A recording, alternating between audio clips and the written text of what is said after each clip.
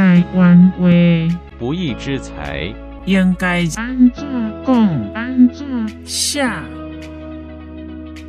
侥幸钱内容是从台湾闽南语常用词词典引用。是以不义之财黑心钱。例侥幸钱失掉了，元旦钱大输掉。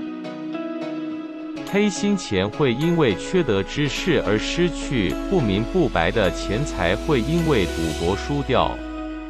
比喻不义之财会不义地流失掉。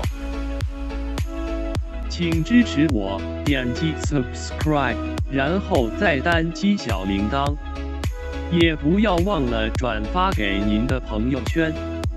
谢谢，请点击下面观看同一系列的影片。